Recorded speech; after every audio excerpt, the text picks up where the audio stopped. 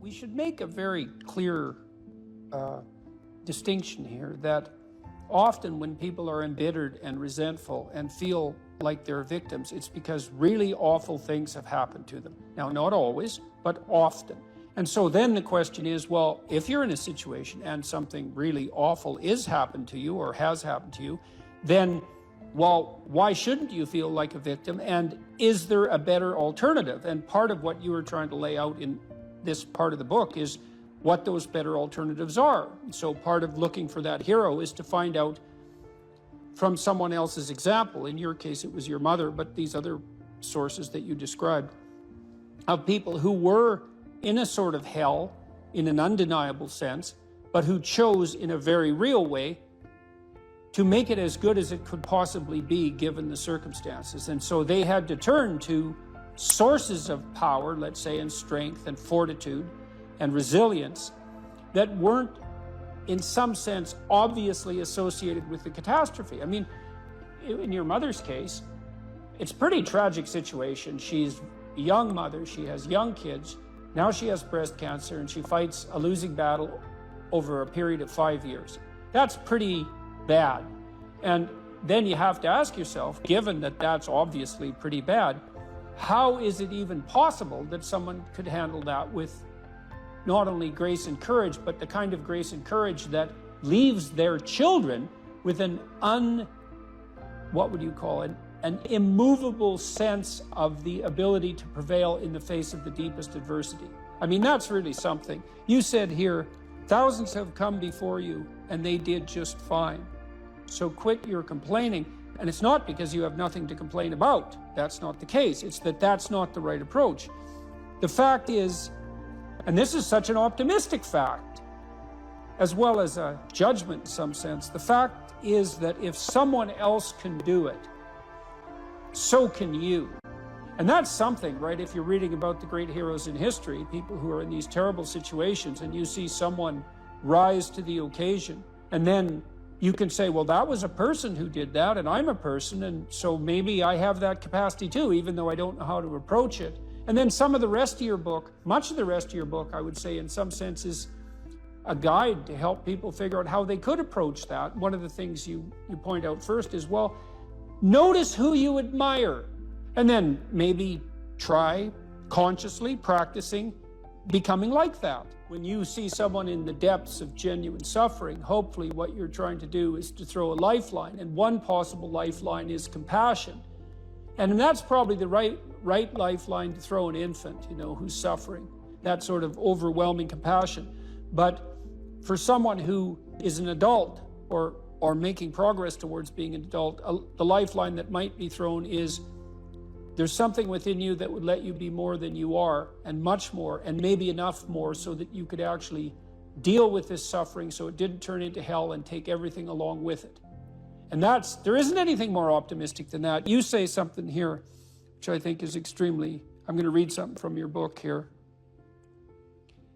It is true that character is to some extent innate.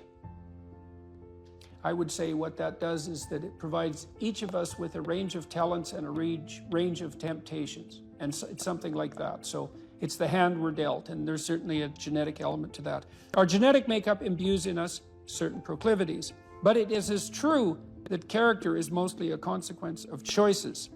Strangely enough, we all make them, and we should make them deliberately, with the knowledge that these choices are part of our responsibility toward a purpose other than our own selfish aims.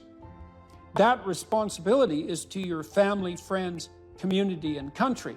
That's something that conservatives put forward as a pathway to virtue. And what's so interesting about that, as far as I'm concerned, as an antidote to atomistic liberalism, let's say, that hyper-privileges the individual, is that it's definitely been my observation as a clinical psychologist that in the depths of misery, the capability that you have to be of service to other people, your family, your friends, your community, your country, that's actually a saving grace under such circumstances.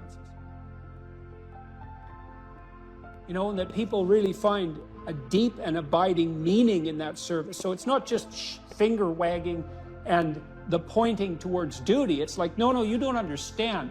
that if you're in desperate straits, if your life has fallen apart, if you're nihilistic and miserable, and maybe you have your bloody reasons, because maybe you do, that's still the case that if you step outside yourself and you try to make the lives of other people better, that's the best possible thing that you can do for yourself. Now, this young man told me that his life lacked purpose and direction and meaning, and that he was nihilistic until he read Zen and the Art of Motorcycle Maintenance, which is a book I actually like quite a bit. I've read it 3 times at different decades of my life. And one of the things that's very interesting about that book is that it's an examination of the idea of quality, of the idea that there are qualitative distinctions between things, and that we have an instinct to make qualitative distinctions. And so a qualitative distinction is simply, this is better than that, which is a judgment. Okay, now what Ratzinger is hypothesizing is that the person in and of, you know how the modern idea is you're supposed to accept yourself. I think that's an insane idea, by the way. Really, I can't think of a more nihilistic idea than that you're already okay. It's like, no, you're not. And the reason you're not is because you could be way more than you are. And so what do you want to be? You want to be okay as you are? Or do you want to strive towards what's better? And this young man, this Australian, he said that the reason that Zen and the Art of Motorcycle Maintenance had such an impact on him was because he wasn't happy with his current mode of being, right? He didn't consider the manner in which he conducted himself sufficient. And the fact that the author of Zen, and it was Pirsig, laid out the notion that you could make qualitative distinctions, and there really was a difference between good things and bad things, or great things and evil things. It gives you direction. It gives you the possibility of moving upward. And Ratzinger is pointing out, at least to some degree, that human beings are insufficient in and of themselves and need the movement upward. And so they need to conceptualize something like the highest good, and then to strive for that. And the thing is that there isn't any difference between conceptualizing the good and being judged.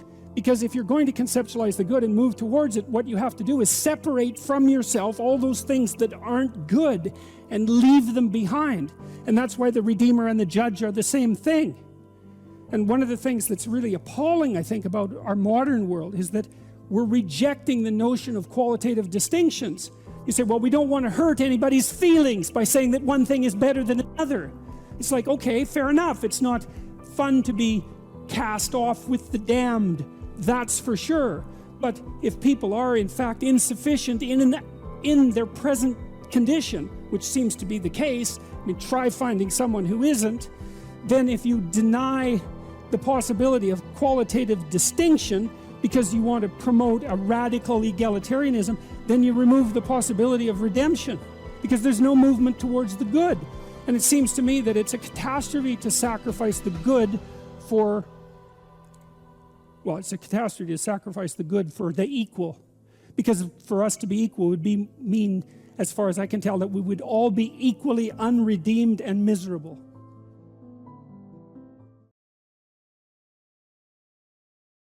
How about this gentleman second from, yes. John's got the mic there. Thank you. I don't want to look behind me how many people are here, because I'll get a bit nervous to ask this question. Also, this may not apply to many, so I expect your answer might be a bit short. I'm a vet and currently serving police officer in WA, and I've got PTSD, and I'm at the Marion Centre, which is a mental place, and they let me out today. Oh, yeah? Legally. I just wanted to ask you, how do I move from day-to-day hedonism and ideations and risk the hope and cautious optimism of a long-term life with the conditions I currently have, or for anybody who might be having complex PTSD and living day-to-day? Well, I mentioned this program that I have online, this self-authoring program. One thing you might try doing it. So so it's got 3 parts. The first part is a guided autobiography. And what it asks you to do is break your life down into 7 epochs and 7 stages. Sometimes people do that by relationship or by year or by occupation, however you choose.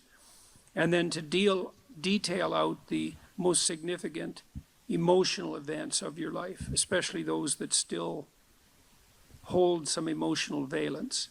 And that would help, because what happens with PTSD, in some sense, is that the narrative through which you see the world fractures. And because it fractures, your perceptions and your consequent emotional responses become chaotic. And that chaos produces a stress response, a chronic stress response. And so what you need to do to recover from PTSD is to knit the story back together. And I had a client who had PTSD, very seriously affected. She was only 17, and she was so fractured that she was diagnosed with severe schizophrenia. And when I first saw her, she could barely talk, and she could barely focus her eyes, and she would move her hands up and down, and I could, like she was grasping for something. And I asked her why, and she said that she could see lines in front of her and that she was trying to interact with them. I mean, when your perceptions are fractured, you're in pretty rough shape.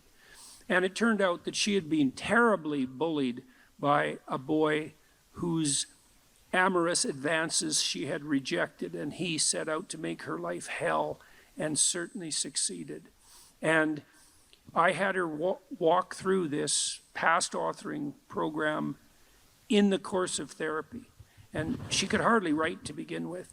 And we went through her life right from the beginning. And as we went through it, she got more and more coherent. And by the time we had brought her up to date, including walking through this catastrophic bout of bullying and the school's absolute inability to do anything about it, she had glued herself back together.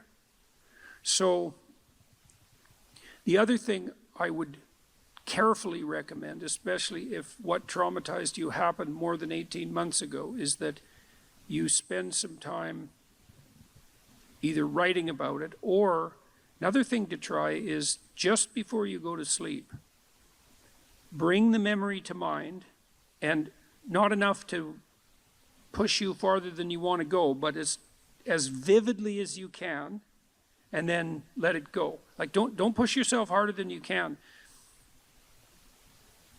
You'll see, you want to initiate a process of active engagement with the dragon that burned you, fundamentally.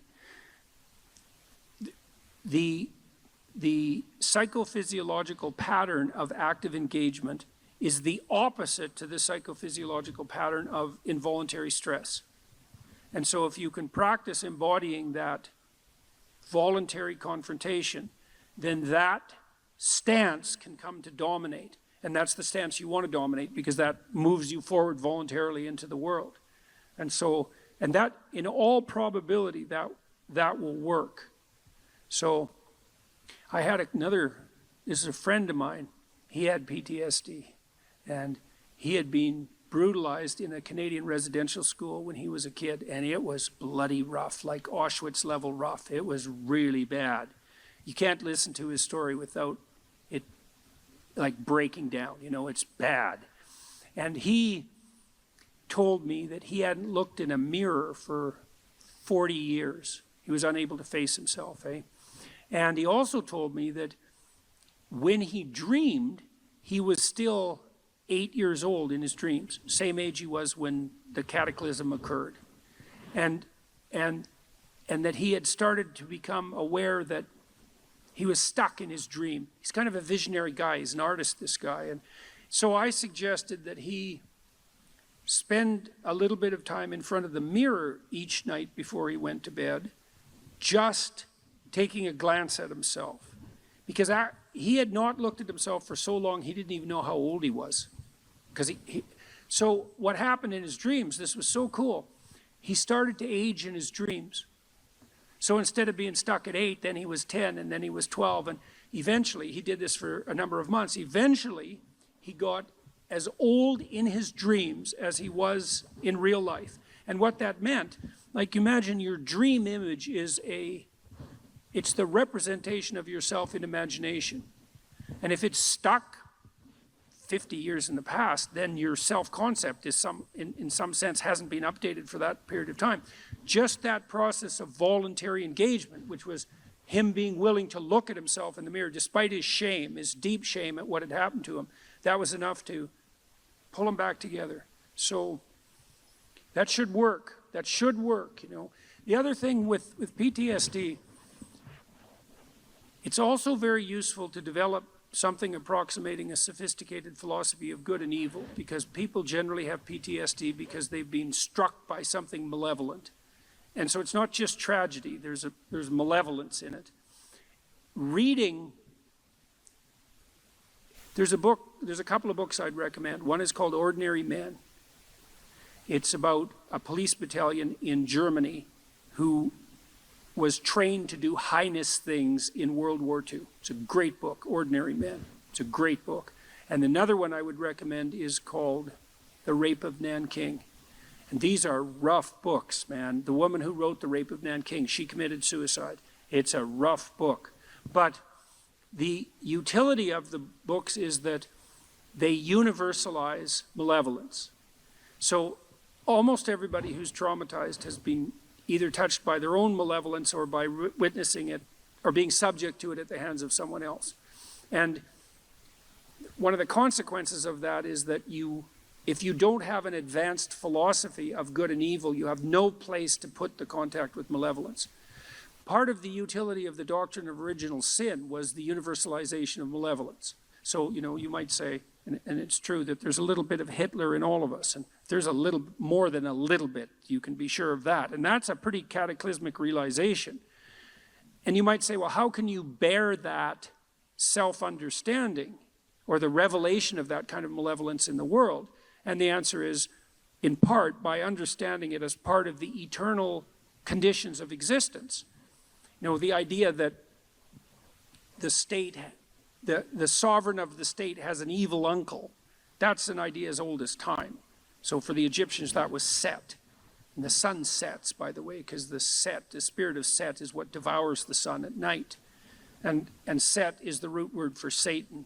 And so even the ancient Egyptians knew that malevolence that it was worthwhile contemplating the existence of malevolence as an independent spirit. And that allows you to take responsibility in some sense for the existence of malevolence in your own life, but it also universalizes it so that it's not exactly about you, right? It's more a reflection of the structure of existence as such. And that can allow you to detach yourself from it a little bit, and that can be extremely useful too. If you're thinking about your past, what it means is you haven't analyzed the causal chains. Because you might say, well, why do you remember your past? Well, you might say, well, it's in order to have an objective, you know, record of the past. It's like it has nothing to do with that. There's only one reason you remember the past, and that's to be prepared for the future. That's why you remember the past.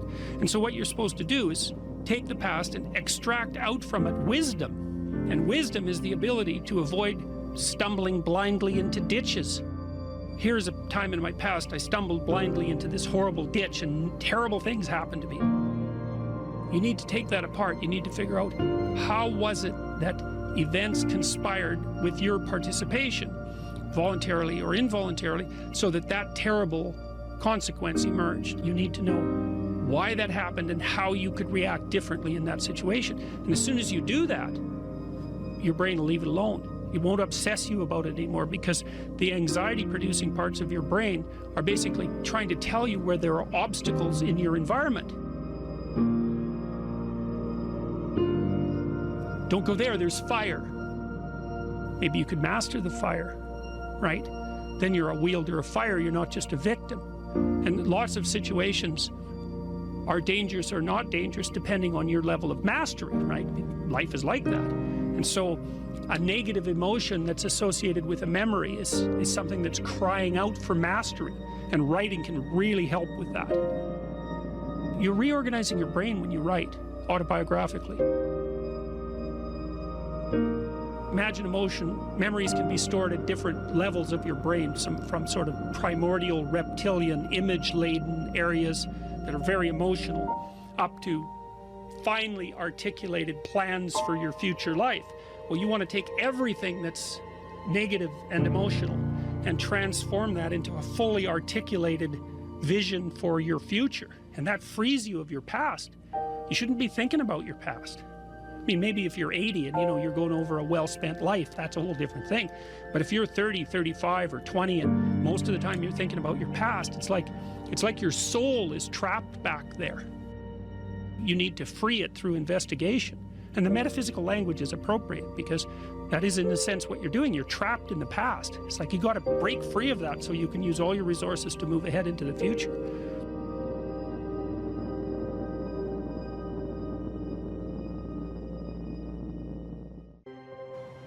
Imagine someone that you treat well, that you love.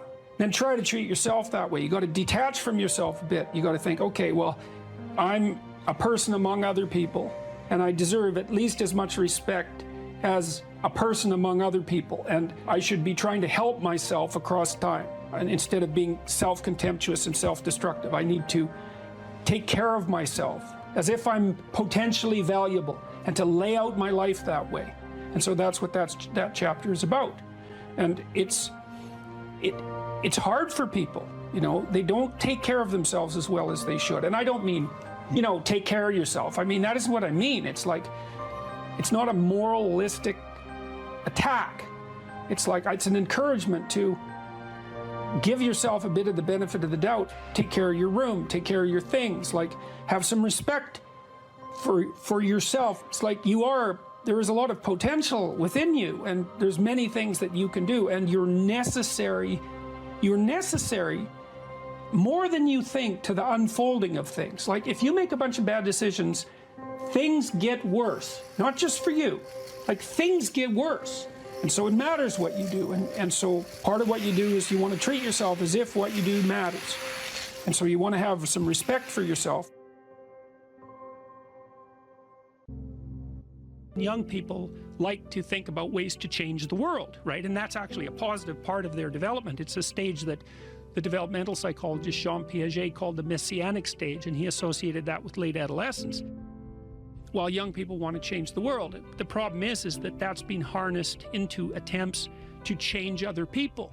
But that isn't what you should do. If you want to change the world, you should change yourself. In the sense that Alexander Solzhenitsyn said when he analyzed the Soviet Union, he said, don't be thinking that the line that divides good from evil runs down a political spectrum or countries or something like that. It runs down right down the middle of your soul. And if you want to sort out the world, then what you do is you sort yourself out. It's a serious business. They say it's more difficult to rule yourself than to rule a city, because you're complicated and there are horrible monsters inside of you that need to be tamed and to be brought into alignment and submission so that you can be a powerful and useful person. And instead of rushing out there to change the world by changing other bad people, that they should look inward and sort themselves out properly. And if you have a memory that's more than 18 months old, approximately, and when you pull that memory up to mind, if you still have an emotional reaction, that means you haven't fully articulated the memory. You haven't analyzed it causally. You haven't freed yourself from its grasp, and you're carrying it like a weight. And your brain responds to that. Like the more weight you're carrying like that, more baggage, let's say, the more of the stress hormone cortisol your brain produces. And cortisol makes you old. Divide your life up into 6 epochs. And then divide each of those, that might be, say, birth to kindergarten, and then maybe elementary school, and then maybe junior high school, however you want to do it. And then to write about the emotionally significant events in each of those epochs, and then to describe their effects on you, and then to analyze how you did in those situations, what you might have done differently, what you might do differently in the future, to straighten out your past. And you know, people are very, very, very, very tough. And it turns out that if you face things, that you can put up with a lot more than you think you can put up with, and you can do it without becoming corrupted. And she did recover quite fully, and much as a consequence of her own machinations, because she figured out what was wrong with her and then took the necessary steps to fix it, which is nothing short of a bloody miracle as far as I'm concerned. And anyways, part of the cat bit is I actually start by talking about our dog, who actually died about a year ago, but he's still alive in the book. I let people know, because dog lovers love dogs, and if you love cats, then they think you don't like dogs, and then they don't like you. So I also point out at the beginning of the chapter that, if you want to pet a dog on the street, that's okay too, so you don't have to get up in arms about it. But the idea is that, you have to be alert when you're suffering. You have to be alert to the beauty in life, the unexpected beauty in life. And that's kind of what I was trying to get across with the idea of the cat. And there's this cat that lives across the street from us called Ginger, and Ginger's a Siamese cat. And cats really aren't domesticated, technically speaking. They're still wild animals, but they kind of like people. God only knows why, but they do, And so Ginger will come wandering over, and our dog looks at her, but they're friends, and she rolls over on his back, and Seiko used to, nose her a bit, and then she'd kind of mosey over and let you pet her if she was feeling like it that day. And, you have to look for those that little bit of sparkling crystal in the darkness when things are bad. You have to look and see where things are still beautiful and where there's still something that's sustaining. And, you narrow your time frame and you be grateful for what you have, and that can get you through some very dark times, and maybe even successfully if you're lucky. But even if unsuccessfully, then maybe it's only tragic and not absolute hell. And you can do that, in the worst situation. You can make it only tragic and not hell. And there's a big gap between tragedy and hell. There's nothing worse at a deathbed than to see the people there fighting. The death is bad enough, but you can take that, as terrible as it is, and make it into something that's absolutely unbearable. And maybe I think, and this is sort of what I closed the book with, this idea is that if we didn't all attempt to make terrible things even worse than they are, then maybe we could tolerate the terrible things that we have to put up with in order to exist, and maybe we could make the world into a better place, and it's what we should be doing and what we could be doing, because we don't have anything better to do. And that's what the book is about. And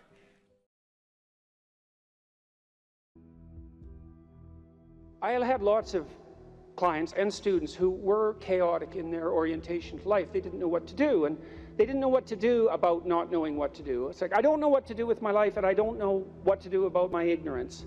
And my reaction to that, in some sense, wasn't exactly the reaction of a clinician, because not a typical clinician, because typical clinicians are liberal Protestant in their fundamental orientation, and they tend to think of psychological development as something like self-actualization, right? It's really a self-development process. But that wasn't my observation, partly influenced by the developmental psychologist Jean Piaget. I had a more communitarian view of human development than that, and my observation was that most people find the cardinal meanings in their life not as a consequence of the development of their self, whatever that is, but in service to other people, in the adoption of responsibility. Because you're told, be responsible, and it's a finger-wagging thing again, that if you were a good person, you be responsible, you do your duty. But no one ever says, well, because that's where you find the abiding meaning in your life, and you need that meaning to sustain you through suffering. And that's definitely the case. I was very ill for a number of years, and a lot of what got me through that wasn't my own special nature, let's say, but the support of my family and the support of my friends and the support of the broader community made a huge difference, not only psychologically, because I knew people were supporting me, but also practically.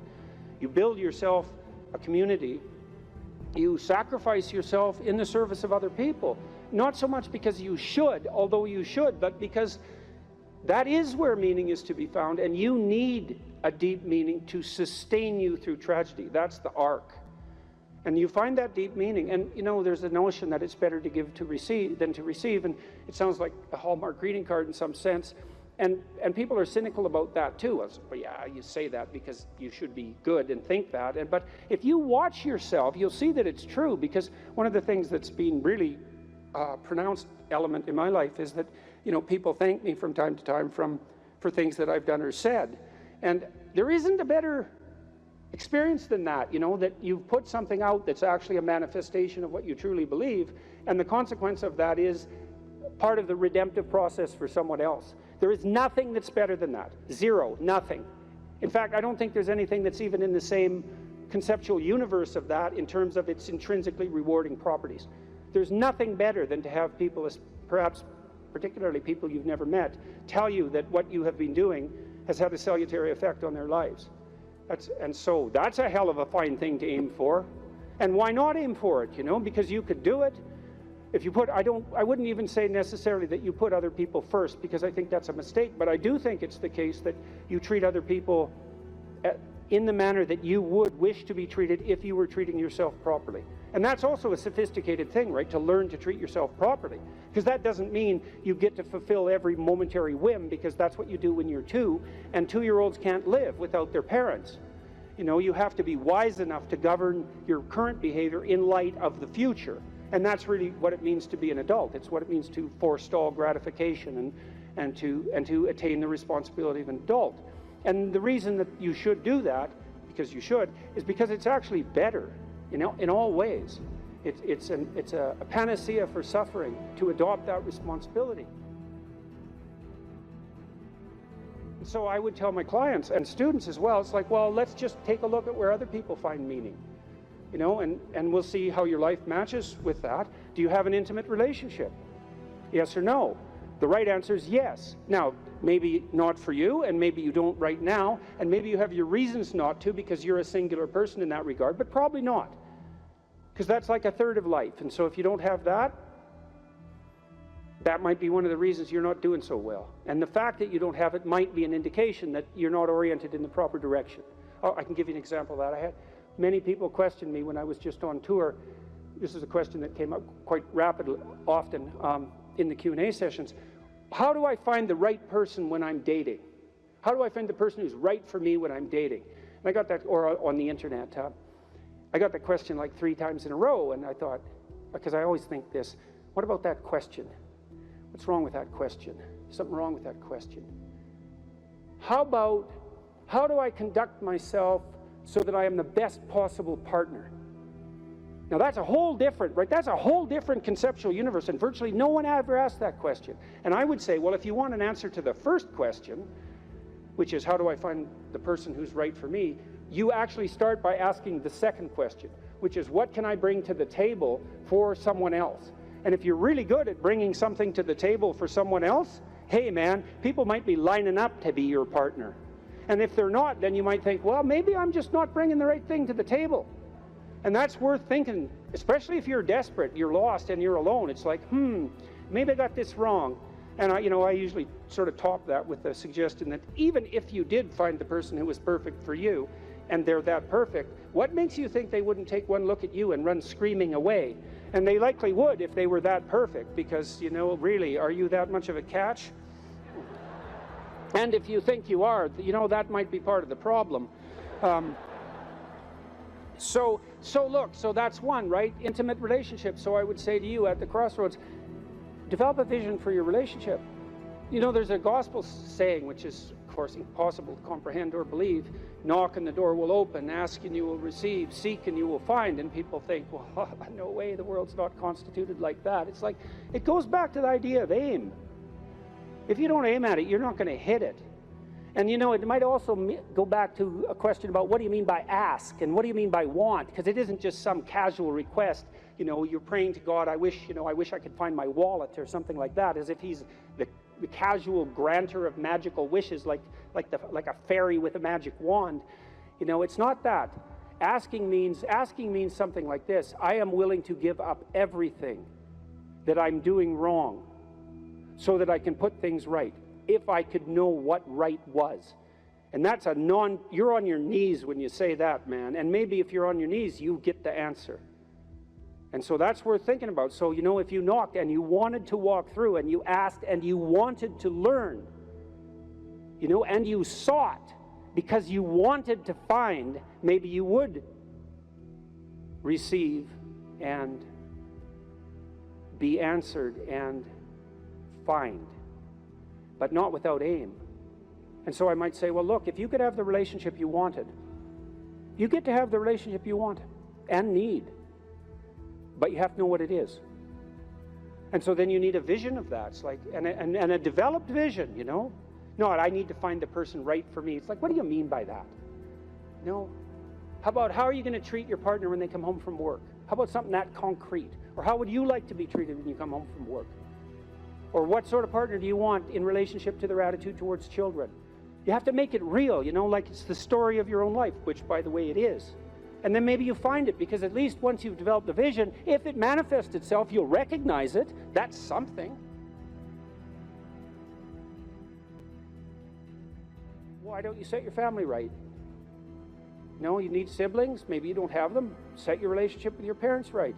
Fix your relationship with your father, with your mother, with your siblings. The same thing. And then what sort of relationship do you want to have with your children? You know, if you could have what you wanted. I had a very good relationship with my children.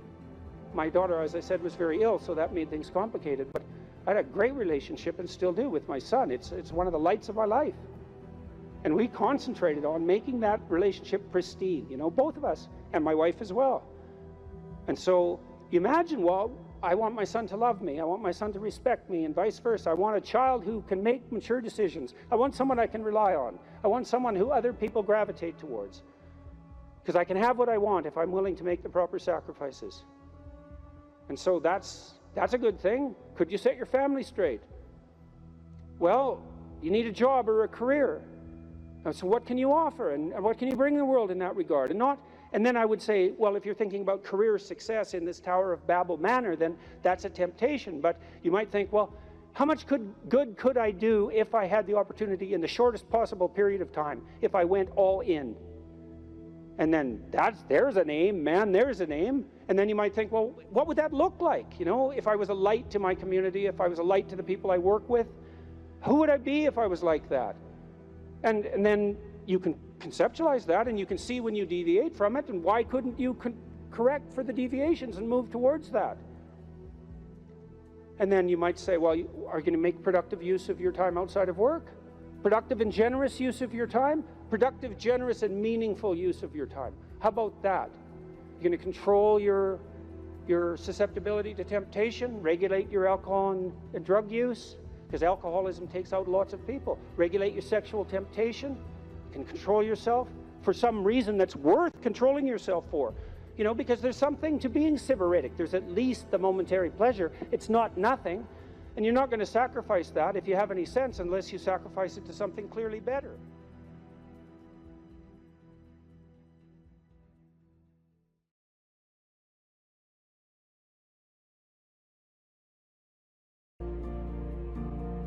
Stop doing the things that you know are wrong that you could stop doing.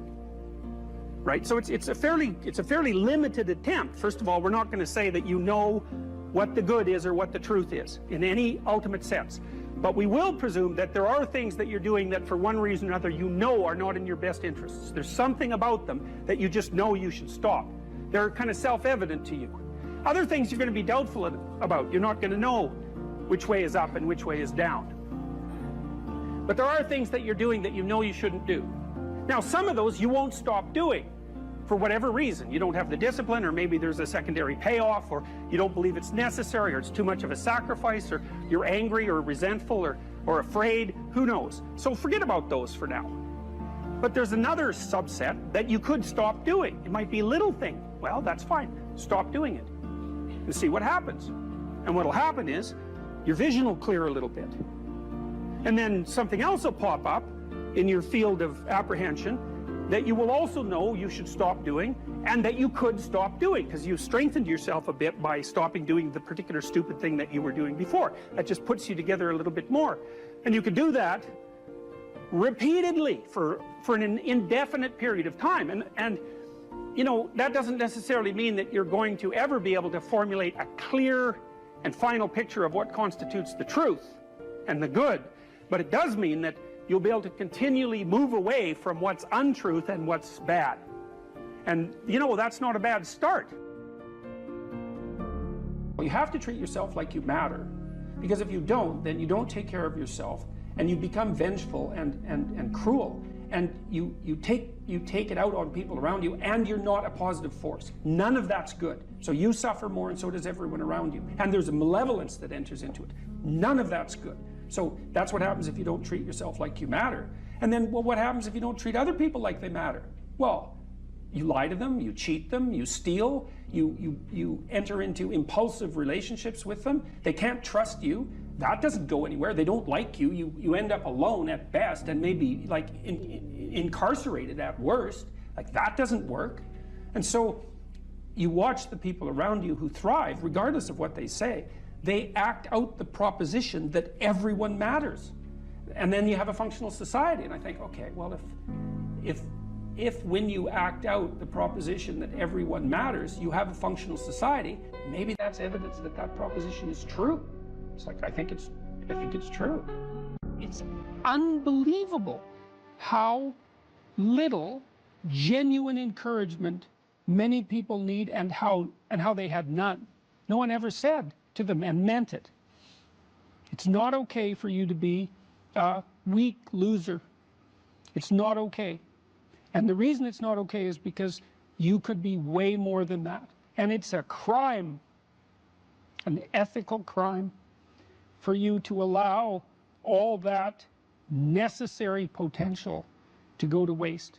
It hurts you, it hurts your family, it hurts the world. Really, really, it does. And people think, oh, okay, I get it. And they do get it because they know at some level.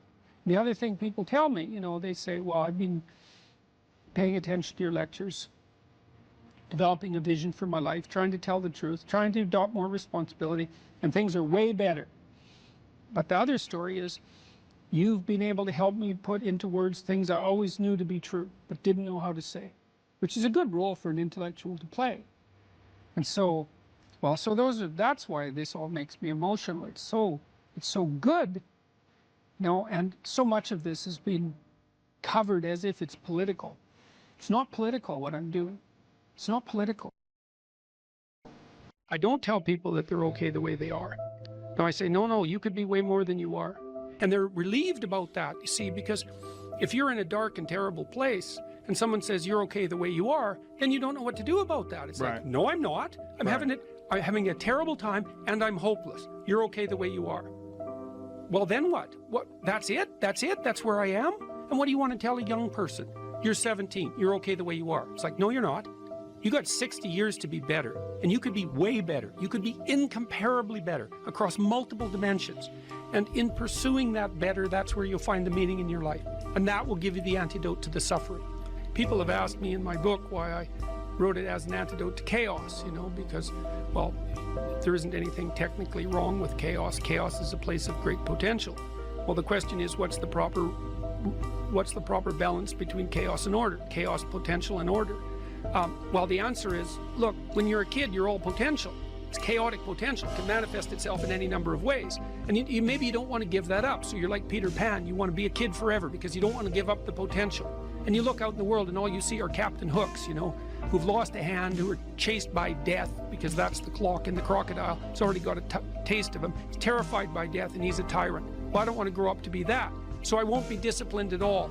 Well, that's no good. Because the way the potential transforms itself into actuality is through discipline. And so then you, as you said, this is the trick though. You have to pick a path of discipline. What path of discipline you have to pick is a different issue. So there could be a rule. The rule might not be follow this rule. The rule might be you have to follow some rules. So it's a meta rule. And the meta rule is you have to discipline yourself. And the issue is, well, how?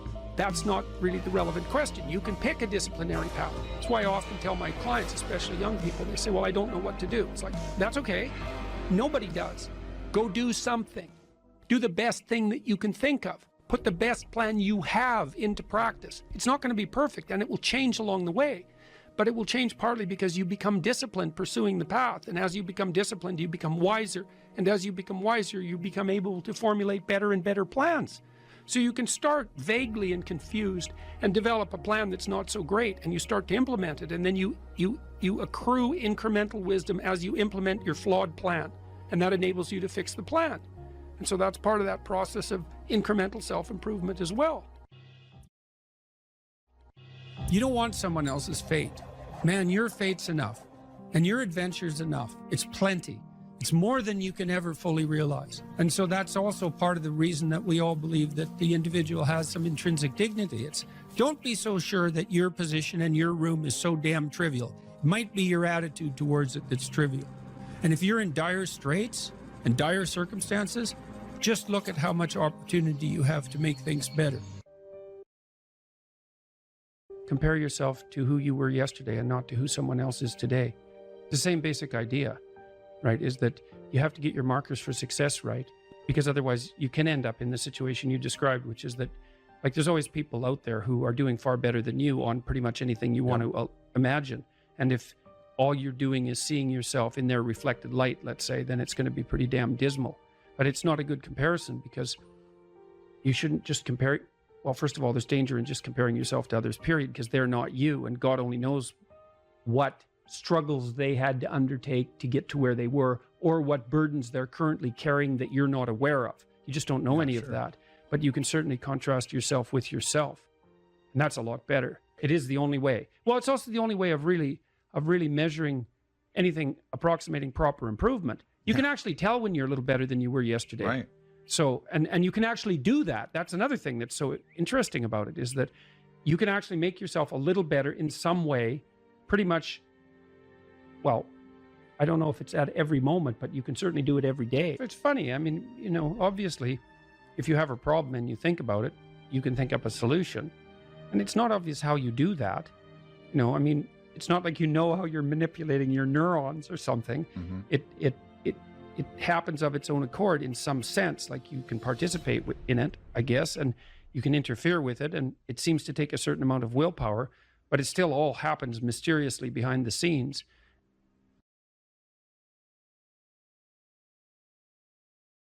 Sit on your bed one day and ask yourself, what remarkably stupid things am I doing on a regular basis to absolutely screw up my life? And if you actually ask that question, but you have to want to know the answer, right? Because that's actually what asking the question means. It doesn't mean just mouthing the words. It means you have to decide that you want to know. You'll figure that's out so fast it'll make your hair curl. There's no better pathway to self-realization and the ennoblement of being than to posit the highest good that you can conceive of and commit yourself to it. And then you might also ask yourself, and this is definitely worth asking, is, do you really have anything better to do? And if you don't, well, why would you do anything else? If you orient yourself properly and then pay attention to what you do every day, that works. And I actually think that that's in accordance with what we have come to understand about human perception, because what happens is that the world shifts itself around your aim, because you're a creature that has an aim. You have to have an aim in order to do something. You're an aiming creature. You look at a point and you move towards it. It's built right into you. And so you have an aim. Well, let's say your aim is the highest possible aim. Well, then, so that sets up the world around you. It organizes all of your perceptions. It organizes what you see and you don't see. It organizes your emotions and your motivations. So you organize yourself around that aim, and then what happens is the day manifests itself as a set of challenges and problems, and if you solve them properly, then you stay on the pathway towards that aim, and you can concentrate on the day. And so that way you get to have your cake and eat it too, because you can point into the distance, the far distance, and you can live in the day. And it seems to me that that makes every moment of the day supercharged with meaning. That's how, because if everything that you're doing every day is related to the highest possible aim that you can conceptualize, well, that's the very definition of the meaning that would sustain you in your life. Well, and then the issue is, well, back to Noah. Well, all hell's about to break loose and chaos is coming. It's like, when that's happening in your life, you might want to be doing something that you regard as truly worthwhile, because that's what will keep you afloat when everything is flooded. And you don't want to wait until the flood comes to start doing that, because if your ark's half built and you don't know how to captain it, the probability is very high that you'll drown. Ask and it shall be given you. Seek and ye shall find. Knock and it shall be opened unto you. For everyone that asketh receiveth, and he that seeketh findeth, and to him that knocketh it shall be opened. That sounded pretty optimistic again. But again, I think it's a description of the structure of existential reality, and by which I mean, when I'm in my clinical practice and I observe, and this is also the case with my students, is, let's say people's lives aren't what they would like them to be, and so then you ask, why? Well, forget about tragedy and catastrophe, because that's self-evident, and we're not going to discuss that, although the degree to which you bring about your own tragedy is always indeterminate. But I would never say that every terrible thing that is visited on a person is something they deserved. I think that that's a very dangerous presupposition, especially because everyone gets sick and everyone dies.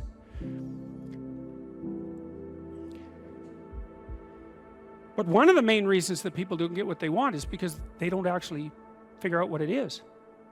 And the probability that you're going to get what would be good for you, let's say, which would even be better than what you want, right? Because, you might be wrong about what you want easily, but maybe you could get what would really be good for you. Well, why don't you? Well, because you don't try. You don't think, okay, here's what I would like if I could have it. And I don't mean in a way that you manipulate the world to force it to deliver you goods for status or something like that. That isn't what I mean. I mean something like, imagine that you were taking care of yourself like you were someone you actually cared for. And then you thought, okay, I'm caring for this person. I would like things to go as well for them as possible. What would their life have to be like in order for that to be the case? Well, people don't do that. They don't sit down and think, all right, let's figure it out. You've got a life. It's hard, obviously. It's like 3 years from now, you can have what you need. You've got to be careful about it. You can't have everything. You can have what would be good for you, but you have to figure out what it is, and then you have to aim at it. Well, my experience with people has been if they figure out what it is that would be good for them, and then they aim at it, then they get it.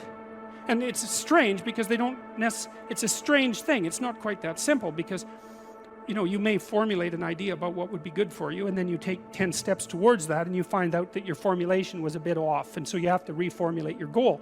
So you're kind of going like this as you move towards the goal. But a huge part of the reason that people fail is because they don't ever set up the criteria for success. And so, since success is a very narrow line and very unlikely, the probability that you're going to stumble on it randomly is 0. So there's a proposition here, and the proposition is, if you actually want something, you can have it. Now the question then would be, well, what do you mean by actually want? And the answer is that you reorient your life in every possible way to make the probability that that will occur as certain as possible. And that's a sacrificial idea, right? It's like, you don't get everything. Obviously. But maybe you can have what you need. And maybe all you have to do to get it is ask. But asking isn't a whim or today's wish. It's like, you have to be deadly serious about it. You have to think, okay, like, I'm taking stock of myself. And if I was going to live properly in the world, and I was going to set myself up such that being would justify itself in my estimation, and I don't mean as a harsh judge, exactly what is it that I would aim at? And so the issue is not so much the blindness of others, even though there's as much blindness among others as there is for you. But the issue here, the advice here, the description here is, you should be concerned about what's interfering with your own vision first. And you should leave other people the hell alone in relationship to that. And so if your mode of being in the world is, if you would just act better, things would improve for me, or if you identify the evil and the catastrophe as something that's outside, that someone else needs to fix, or that someone else is responsible for, then you're not going to fix that. And you're going to remain blind to the things that you're doing and not doing that make things not go well. And so it's just better to think, all right, I'm probably blind in many, many ways. And maybe there are some ways that I could rectify that. because it's highly probable that you're blind in all sorts of ways. I mean, in fact, it's virtually certain. And so it's just more useful to think, how is it that I'm wrong in this situation?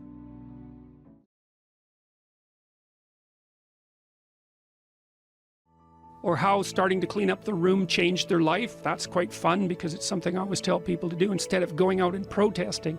Jesus, I just can't stand Cleaning up that. the room? Yeah.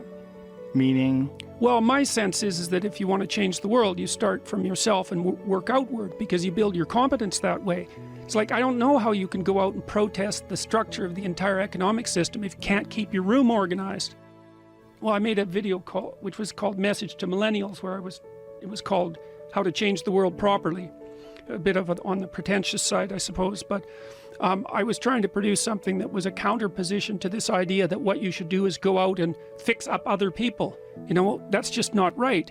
And there's a New Testament line about that, something about, you know, not worrying too much about the log in your neighbor's eye, or about the speck in your neighbor's eye when you have a log in your eye. What would the world be like if people stopped avoiding the things they knew they should do? You know, because the question is, how much are we contributing to the fact that life is an existential catastrophe and a tragedy? How much is our own corruption contributing to that? That's a really worthwhile question. The things you leave undone because you're angry, you're resentful, you're lazy, you have inertia. Well, you consult your conscience and it says, well, you know, that place over there could use a little work. It's the same as working on yourself, and so you clean that up because you can. And then things are a little clearer around you. And you're a little better off because you've practiced a bit, and so you're a little stronger, and then something else manifests itself and says, well, maybe you could like take a crack at fixing me up too. So you decide to do that, and then that gets a little bit more pristine, you know, and soon, and it's humble because you're not exceeding your domain of competence. You know, it's like, don't be fixing up the economy, 18-year-olds. You don't know anything about the economy. It's a massive, complex machine beyond anyone's understanding, and you mess with it at your peril. So, and can you even clean up your own room? No. Well, you should think about that. You should think about that.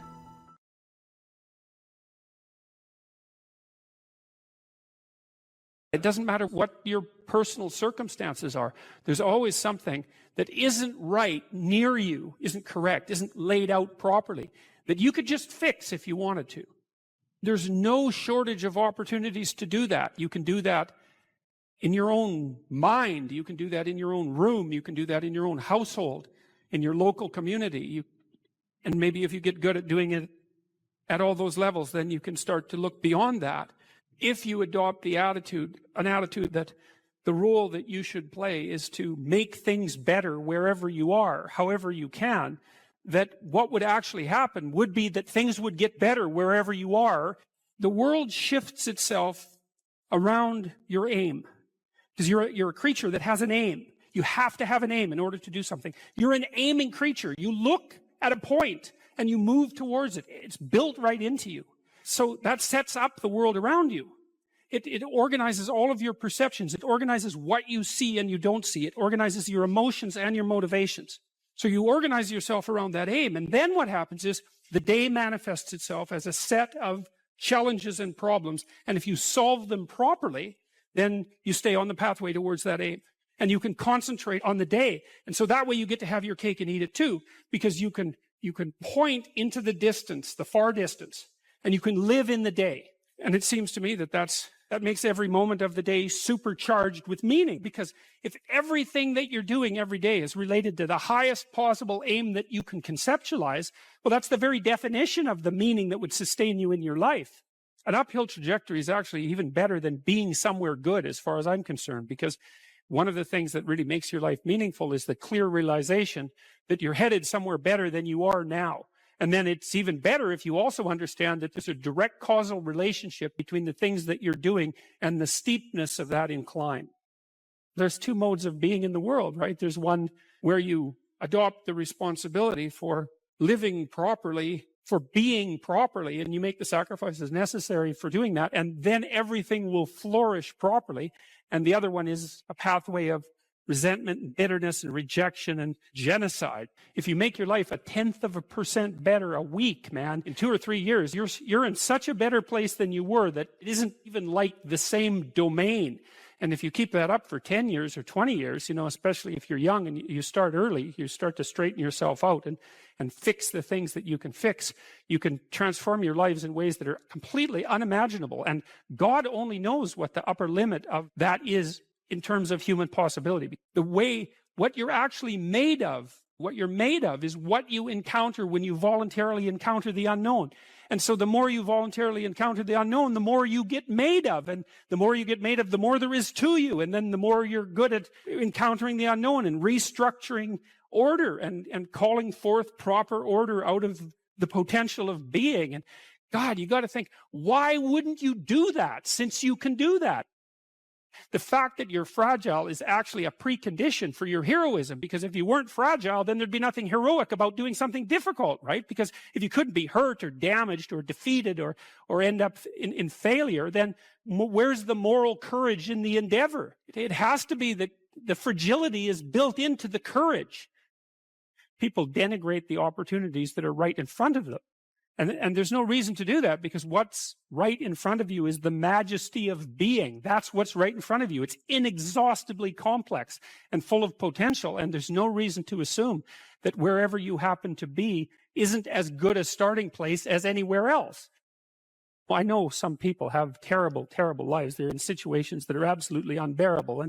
But I also do know that even situations like that can be made a hell of a lot worse by the worst kind of attitude. That's for sure.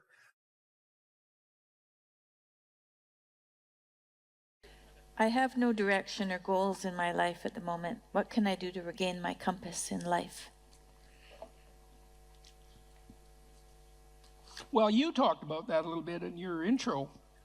So there's this line in the New Testament, which is kind of mysterious, you might say. But it's really an instruction set.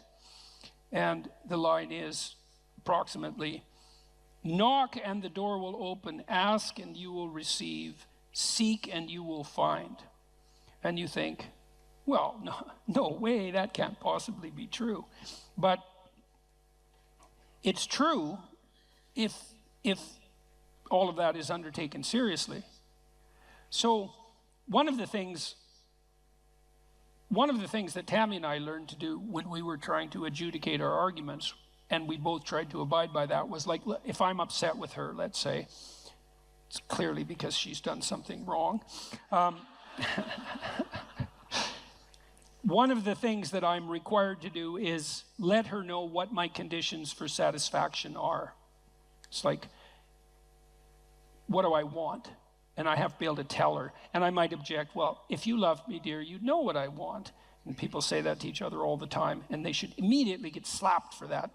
It's just like, I'm too stupid to know what I want, let alone figure out what you want. You don't even know what you want. So it's good to kind of clue your partner in. Here's what I would, now that doesn't mean once you let the person know that they're necessarily going to deliver it, but they might, especially if you also allow them the luxury of doing it stupidly and badly, at least to begin with. Your wife might tell you, when I put some effort into getting ready to go out, I'd like you to say something nice. It's still a bit vague. It's like, okay, dear, exactly what would you like me to say? Well, that's an annoying thing for your wife to have to think through, and it's annoying for you maybe to have to mouth those words, but, you could do it stupid and badly 20 times and maybe get a little expert at it. And by the 100th time, you're like world expert at compliment deliverer. And you can encourage her to pursue her interest in attire, let's say. And why isn't that a good thing for both of you? And so, but that's all dependent on whether or not you're willing to let yourself know what you want. And that's all dependent on whether or not you're willing to ask. And so one of the things you can ask yourself, and this is very useful, is what would your life have to look like in order for it to justify itself to you? And so why would I put it that way? Well, your life is hard. It's full of suffering. It's full of malevolence, for that matter. It's full of malevolent suffering. That's coming for sure. And that's a heavy burden to bear. And you might say, well, it's so heavy that nothing at all could possibly justify it. And I think that's not a productive attitude. I think if you watch your life, you see that there are things that will grip you that do appear to justify the weight of existence. And I think you can commune with yourself, which is a form of thought. It's a form of meditative prayer, but that's a form of thought. And the thought is, what do I want? If I could have what I wanted and needed, what would that look like? And you might say, well, why would I associate thought with meditative prayer? It's like, well, what the hell do you think you're doing when you're thinking, if it isn't praying? It's the same thing. You first of all, you formulate a question. What do I want? And then you ask it. And you might say, well, who are you asking? Well, you're asking yourself. That would be the classic modern answer. It's like, well, if you're the person with the answer, why did you have to formulate the question? And so what are you doing when you formulate the question? And what you're doing, really, what you're doing is you're opening yourself up to revelation. And you might say, revelation from what? And that's a good question, no doubt about it. But in some sense, it's a revelation from the ground of being itself. You know, you ask yourself a question. If I could have what I needed and wanted, what would that look like? You'll get a dream. You'll get a vision. And it comes to you. That's the most accurate way of describing it. It makes itself manifest in the theater of your imagination. And in precise proportion to your willingness to actually formulate the question. It's a rather frightening question, you know, to find out, to allow yourself to ask yourself what it is that you really need and want, because you simultaneously make the conditions for failure clear to yourself. And people like to keep that sort of thing foggy and vague so they don't have to hold themselves accountable. That's a dreadful mistake. That's why I wrote Rule 3, do not hide unwanted things in the fog. It's like you should sharpen your aim. You should specify your goals. Now, the price that comes along with that is you'll know when you fail. But the advantage is you'll know when you fail. You can learn. Now, more practically, you don't know where you're going or why, the person who asked this question. So let's decompose the problem a little bit. I don't know what to do with my life. Well, that's a pretty vague problem, because your life that's a big, complex, multidimensional thing, and the probability that you're going to be able to formulate an answer to the question, what's the meaning of my life, is pretty much zero. Because, well, what do you want, a one-sentence answer? Like, it's a one-sentence question. You think there's a one-sentence answer? That's not helpful.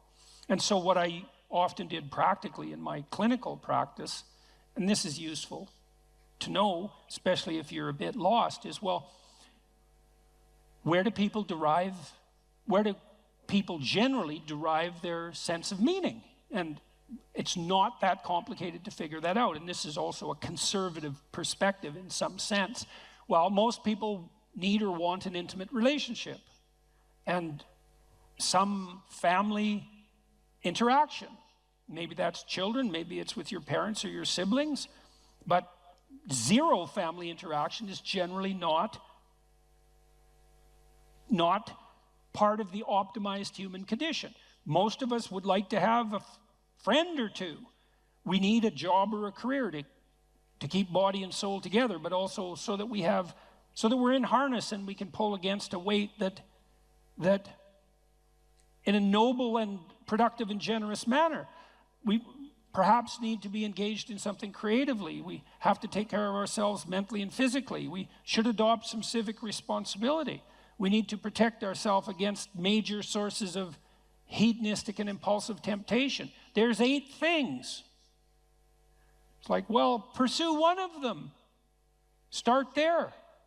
You know, when I dealt with my clients who were depressed, unhappy, let's say, the first thing I would do with them is walk them through that analytic process. It's like, do you have anything in place in any of these domains Sometimes I had people who were doing pretty good in all 8 areas and were still unhappy. Those people were depressed, technically, right? Because their lives were actually in pretty good order, but they were miserable. There was something wrong with them. They were ill in some way that was lowering their mood and destroying their positive emotion. Other people would be batting 0 on all 8 fronts. Like, they weren't depressed. They just had terrible lives. And so, really, and so what I would do with those people is, well, look, like, here's 8 things that aren't in place in your life. It's no bloody wonder you're miserable and everything seems meaningless except for the suffering, because that's a meaning too. It's like, well, why don't we start working incrementally in a few of these areas, and then we can just evaluate and see if that's helpful. And it's almost invariably helpful. You know, and part of that is, well, specify. You ask yourself, well, what do I need that I don't have? Well, maybe I'd like to have a partner. Okay, well, I can't just leap from not having a partner to being happily married in one fell swoop. There's intervening steps. One of the things I used to do with my clients who were lonesome is say, well, look, have you tried online dating? No, I'm too afraid. It's like, well, no wonder you're afraid of it. You have your reasons. But we could start small. It's like, why don't you write out a dating profile? Don't post it. Just go online one of these sites and write out a profile. Who are you? What do you have to offer? And what do you want? Think it through. Write it out. Come up with a coherent story about a coherent representation about who you are. And then figure out what you want. And see how that works. We can play that through. And then maybe when you develop that in a manner that feels solid to you and reliable and genuine, and you've also developed a vision of the person that you're trying to attract, that would help you feel confident in your happiness. If you actually met that person, well, then you're ready to go. Launch it on the site and talk to the person. You know, first maybe it's just text, and then maybe it's coffee. And, you know, there's incremental ways of doing this, and you can do that with all of those 8 domains. It's like, get yourself a life. And if you're firing on all cylinders in all 8 dimensions and you're still depressed, and this is a specific answer to the person formulating this question, if you're still unhappy, you should probably go see someone because you're probably sick. You know, if you've got all of those, if you have all that skill and you have all those relationships and activities in place and you still are suffering an excess of anxiety and pain and insufficient hope and motivation, it's highly probable that something's afflicting you that's in the nature of an illness. But if you have none of those things, it's like, well, it's no wonder you're miserable. Misery is the default human condition in the absence of sustaining meaning, just like hunger is the default condition in the absence of food. And you need productive engagement, productive, generous, reciprocal engagement in order to provide you with the genuine meaning that sustains you in life. And the pathway, a lot of the pathway to that is pretty pragmatic and practical. You got no friends? That's likely a problem. You're a creative person, you have no creative outlet? That's not going to work out for you. No, you're lonesome because you don't have an intimate relationship? That's a source of pain. Those things have to be rectified, and you can do that incrementally, and that works. So that's a practical pathway to incremental improvement. And one of the things that's cool about that, because you might be thinking, oh my God, this is hopeless. I don't have any of those 8 things. I might as well just end it all tonight. It's like, and people certainly think that, you know, and I'm not making light of it. One of the things that's very much worth knowing is that a lot of positive emotion is dependent technically on the observation, on your personal observation that you're moving towards a valued goal. See, not that you've attained the goal. So imagine that you're in your hopeless situation and you decide, well, I'm going to work on the relationship front. Now you develop a vision of what a relationship might be like, and you posit that as a promised land, let's say. And then you differentiate that so you can make incremental steps forward, and the incremental steps are small enough so that you actually take them. As soon as you start to take them and you observe yourself moving forward in relationship to that goal, then first of all, you'll be stabilized on the anxiety front because now you have a purpose that's finite and defined. And second, you have positive emotion because you experience positive emotion in relationship to observing yourself move towards a valued goal. So right away, you don't have to attain the goal in order to be meaningfully engaged. You just have to be on the pathway forward. And so you can benefit from this almost immediately. And if you want to do something practical, I have a program online at selfauthoring.com called Future Authoring that helps people develop a vision on these 8 different dimensions, along these 8 different dimensions that I just outlined. And you could go and do that, do it badly, because you're not going to get it perfect anyways, and then get humble enough to make the incremental steps small enough so someone as useless as you might actually do them, and then away you go. And that works out. We used this program, for example, we had students in 3 universities, but I'll talk about one, vocational college in Canada. We had all the students who were going to this vocational college. We divided them into 2 groups. They either wrote for 90 minutes about what they had done in the last 2 weeks in their life, or they wrote for 90 minutes about their vision across these dimensions that I described.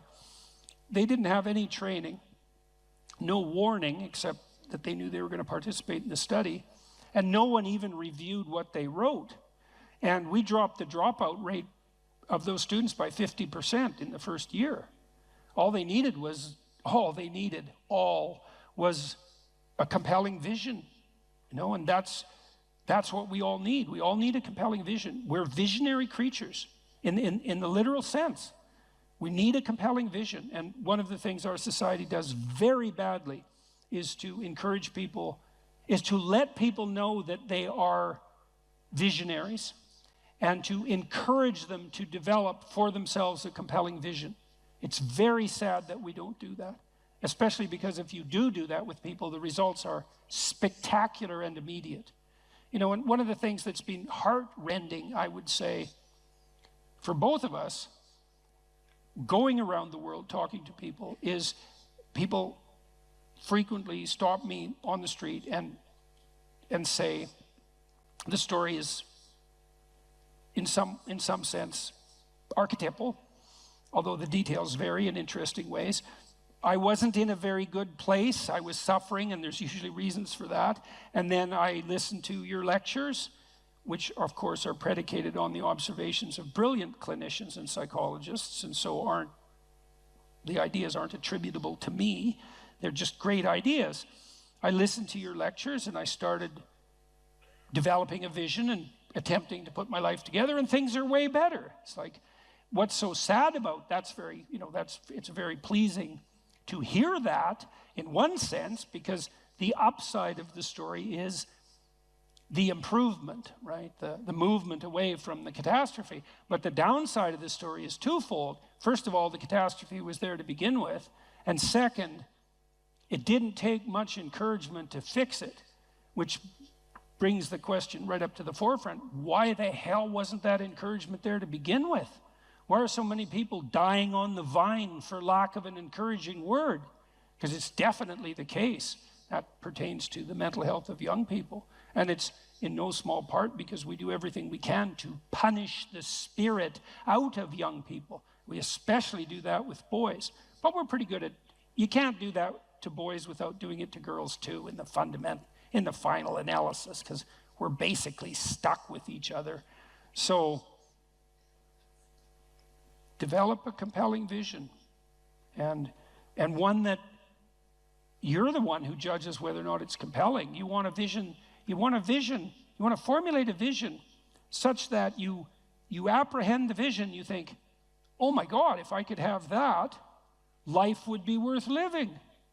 Well, yeah, that's what you want. And you might find that you're actually not that hard to satisfy. That that what would satisfy you, fill you with hope, stabilize you psychologically, is actually within your grasp.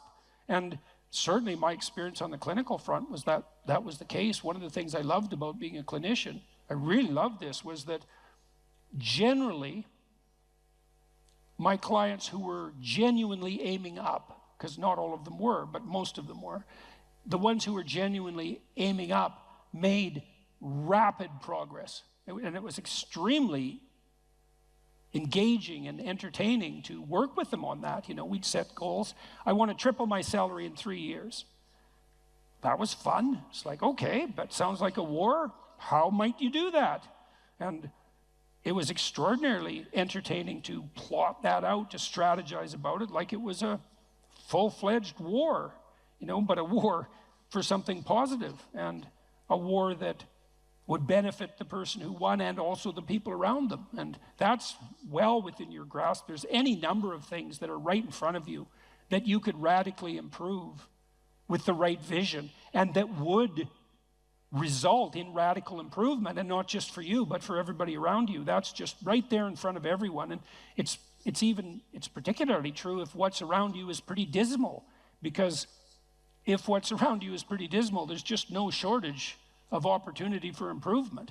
Might be difficult, but man, there's lots of possibilities sitting there as well. So aim up, get a vision, man, and pursue it.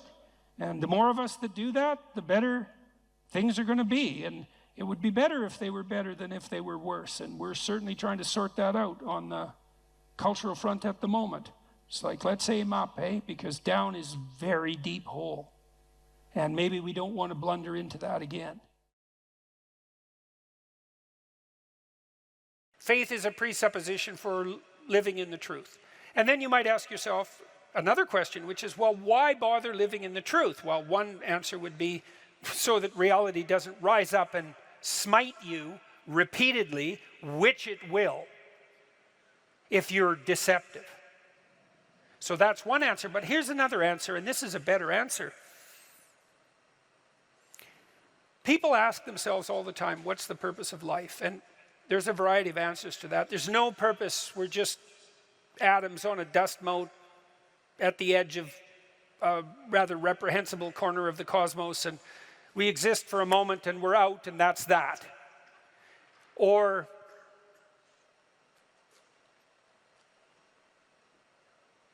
we're so lost in a plethora of subordinate meanings that we're confused and aimless.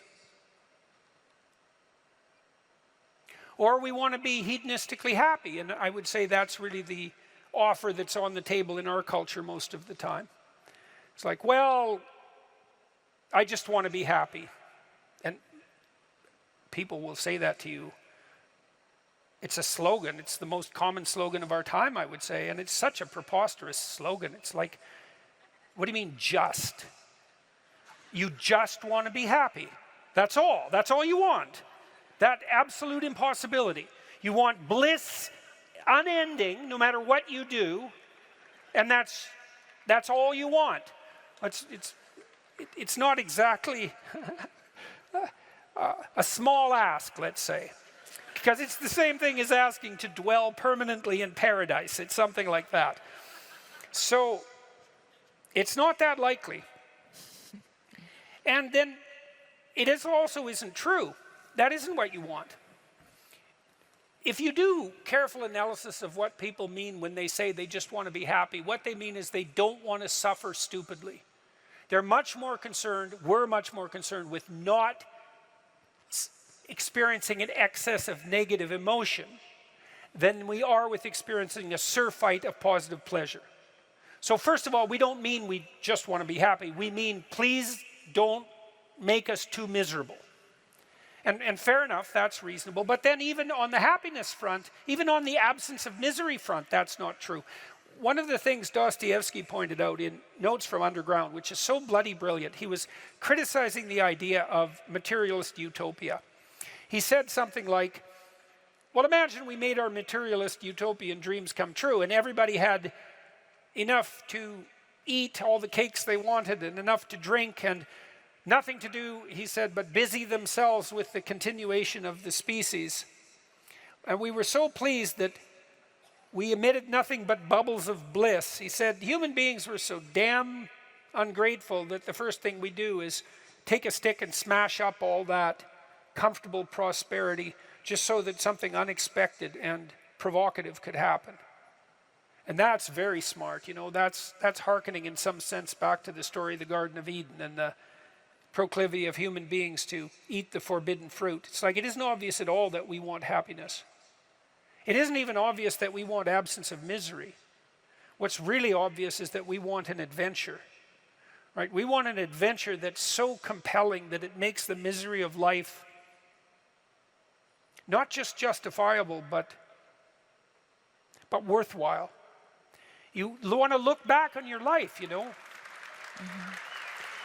You want to look back on your life, and you know this to be true. You want to be able to say to yourself, even considering a month or a week or a series of days, you want to be able to say, that was really difficult, but you know what? It was worth it. And I think that's what you want from your life. It's something like, you know what? That was difficult, but it was worth it. And that meant that the adventure was so great that it justified the difficulties. And so then the question is, and here's the question, where do you find the great adventure of your life? Well, how about in truth? Well, why? Because you don't know what's going to happen if you tell the truth. It's a mystery. It's going to lay itself out for you.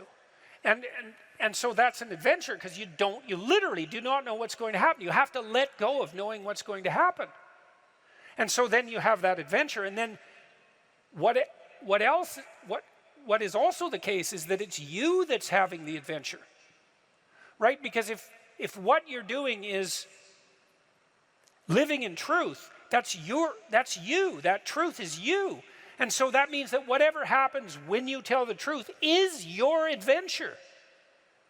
And then you think, well, I'm using deception. It's like, well, maybe you are, but maybe deception is using you. And then maybe it's the spirit of deception that's having the adventure of your life. And then you might ask yourself, well, why are you so miserable and unhappy? And the answer would be, well, the spirit of deception is having the adventure of your life. You're not even there. Because if you're not living in truth, you're not there, obviously. What's there is the spirit of deception. And you might think that's your deception, but I would be very careful about thinking that, because there have been centuries of meditation on the nature of the spirit of deception. And the answer isn't that the spirit of deception is you. The answer is that the spirit of deception is something that possesses you and convinces you that it's you. And that's not something you want to fall into the clutches of. So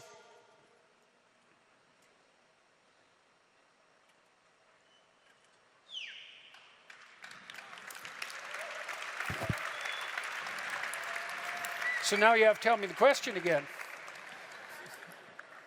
I'm certain you answered it.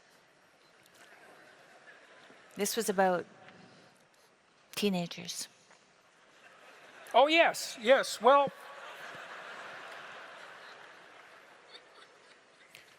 back to the teenagers. Do you not want to go to college, or are you just lying about being lazy? So that's a question, and we can ask ourselves that question. And as I said, on the teenage front, craft a vision, craft a compelling vision. That's really what we are as human beings, is we're visionaries. That's how we confront the horizon of the future. We meet the horizon of the future by crafting a compelling vision. And your vision might not involve a college education, but it should be a vision that makes you think, if I could make that come true, it would justify the trouble that it would take to manage it. And I think that's the right attitude to take towards your life. And we're all going to have our crosses to bear in the most fundamental manner. We all have to deal with the catastrophe of mortality. And I think we all have to deal with the reality of hell. And you can think about that religiously or not. Political hell will do for hell as far as I'm concerned. We certainly saw no shortage of evidence for that in the 20th century. And we all have to contend with that, right? The reality of mortality and the reality of hell. And then we all have to contend with the fact that we have to develop a vision for our life that is so compelling that it justifies those bitter realities. And that's really the nature of the religious enterprise, and that's something you can embark on and should embark on young. If you're trying to figure out who you are, it's figure out who you need to be in order to justify the catastrophe of your life. And then you think, well, that was difficult. Man, that's for sure. But it was worth it. So, thank you very much. It was very good of all you to come tonight. I appreciate your time and attention. Thank you, Tim. You're welcome. Yep. Lovely to be here. That's so nice. Thank you.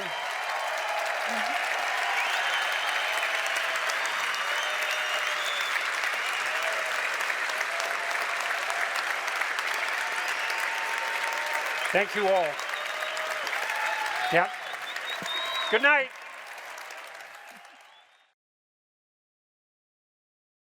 And so this is a good thing for people to know. If something bothers you, there's a billion things that could bother you, and not everything does.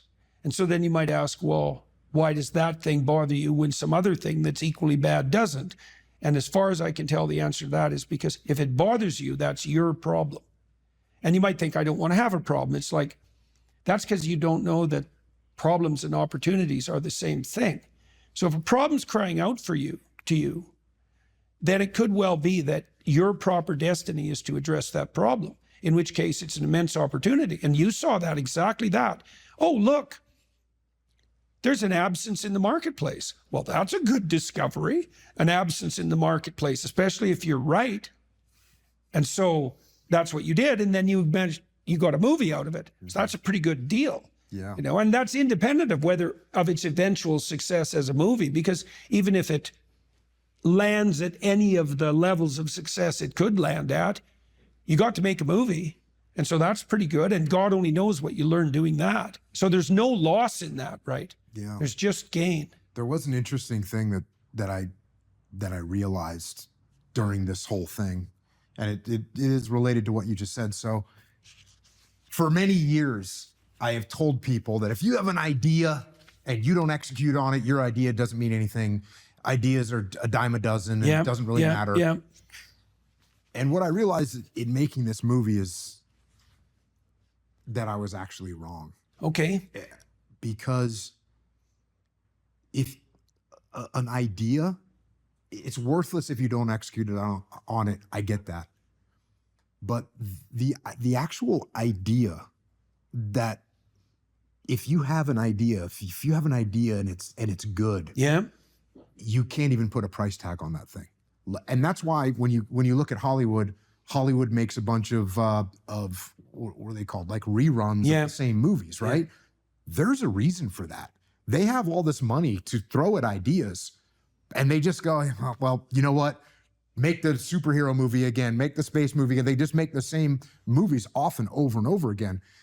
And I realized that these, if you have a really good idea, you have to execute on it. You have to do something with it, because if you don't, it's like a mortal sin not to execute on a good. Well, it's a revelation, a good idea. Yeah. It's a gift. It's grace. Where does it come from? That's why I was kind of very curious. That's exactly right. Because I know the answer to that. I look at it like, they know what molecules are in an amoeba, right? Yeah. We know what chemicals and we know what's in it, but we can't make an amoeba. We can't make something alive.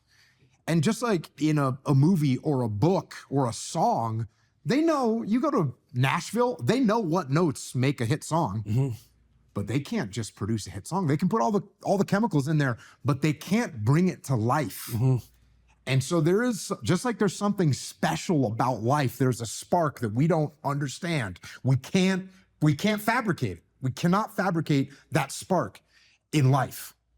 And we can't, as far as I can tell, we can't fabricate that spark of an idea. Okay, so there's a bunch of things that come off that. So one of the things I realized, so I've done a lot of lecturing again this year. I don't know how many different cities we went to. 60 or 70, over the last 8 months, maybe more than that, a lot. And I have a chance to develop my ideas every night. One of the things I came to understand more clearly was, this is a very cool thing, and it's relevant to what you just said, is that the spirit of your aim, you could say, answers your prayers or informs your thoughts.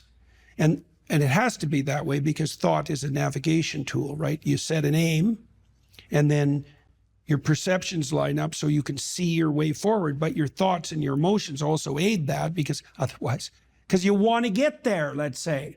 And then the methods by which you might advance come to mind because you've set your aim. Okay, so we can take this apart in this idea that came to you. It's like you wanted to serve your children. Okay, you wanted to serve them in a manner that was better than what was being served to them. You wanted to serve them in a manner that would help them develop in this adventurous way.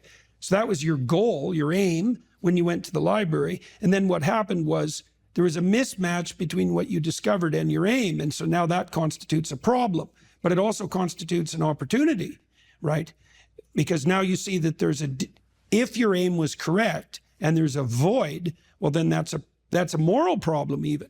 Okay, so now if it's a moral problem because your aim was right and the mechanisms for that aim to be manifested aren't available, well, then that's a genuine gap and it needs to be addressed. And if you figure that out, it's your moral responsibility to do something about it, but it's also your great opportunity. Okay, so there's that. So that's what you're serving. If your aim is correct and true, and you have a revelation in relationship to that aim, and you don't act on it, you've thrown away the pathway to that aim, and you've betrayed it. That's not a good idea. But even more concretely, one of the things my wife has really learned to do in the last 2 years, she started to write and she started to speak publicly because she introduces me and talks for about 10 minutes. And she's learned during our discussions, our private discussions, let's say, if an idea emerges, she writes it down right away, no matter what we're doing, right? The idea comes, you write that thing down because it's a gift and God only knows what it's worth. You could have a good idea now and then. It might be a good idea that changes your whole life. And you could have that idea and be casual enough to forget it. And that was that. And then you'd wonder why you never got anywhere. It's like, well, you had a gift and you didn't. And then there's another issue too, is the things that meet with reward grow. That's a neurological truth. That's how large language models are trained. They're trained with reinforcement. The closer they get to the target, the more weight is put on that response. So it's literally reward that trains large language models to match to target.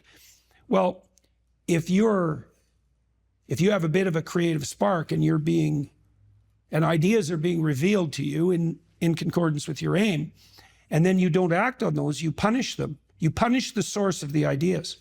Just like demoralizing a kid.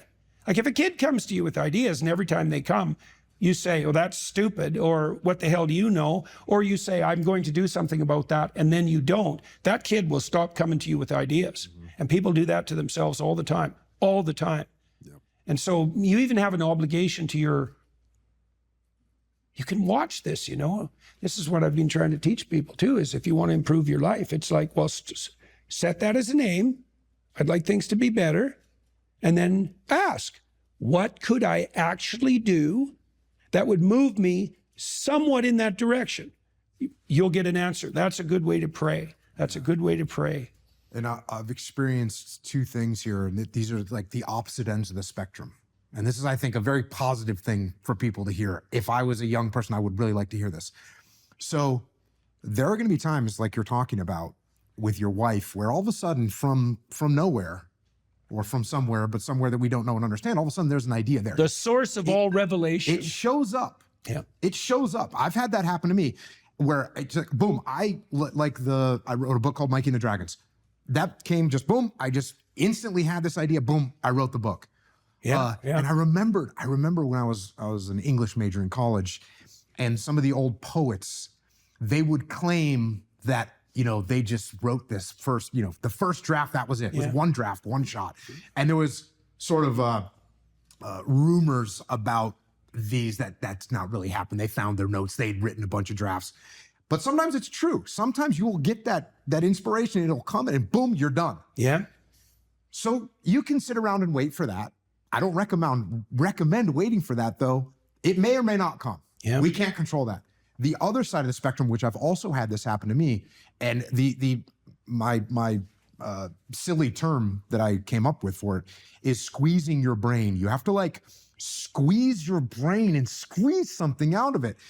And what I like is this idea, just to come full circle a little bit here. You know, I had this thing where I wanted to have lessons for my kids that they could read in a book. Yeah. And so I have that. There's my aim, what you would call an aim. Yeah. Well, I didn't immediately say, oh, okay, what I can have as a kid that's going through kind of kid problems and his uncle who's a Navy SEAL can come and stay with him for the summer and he can teach him. I didn't have that. And I definitely didn't have the nuances of like, oh, he can get bullied by this kid. And he can times that fills in. Right. But I squeezed on my brain and thought, what would be a good, and then all of a sudden, boom, you just start, you find your path and the story will come or the idea will come. And Well, that's part of that disciplined striving. Like I learned when I first started writing, I forced myself to sit and write every day. And some days I was highly productive and other days I wasn't so productive. But every day, if I sat long enough, I was a little bit productive. And then I got better at being productive and much better at not delaying sitting down. That took a long time, really years to really get disciplined. I'm still learning that discipline, right? I mean, how long do you write for at a time? I max out about 3 hours. Okay. I find that if I write more than 3 hours continually, I get exhausted. So 3 hours is about right. And I've learned tricks like at the end of the writing session, write down what you're thinking so you can use that the next day and do it every day and so on. And I've got to the point now where I can write a newspaper article, a good newspaper article, pretty much in one draft, but that's taken 35 years of writing to manage that. But I learned early that if I sat long enough, I would write something that would be valuable, right? And some days it took like 45 minutes to get warmed up so that, you know, everything I wrote was just painful to produce and not of very high quality. But if you persist, the thing that persistence, that's the other thing that's kind of interesting neurologically. You know, I already said if you punish the source within you that gives rise to ideas, it will stop producing ideas.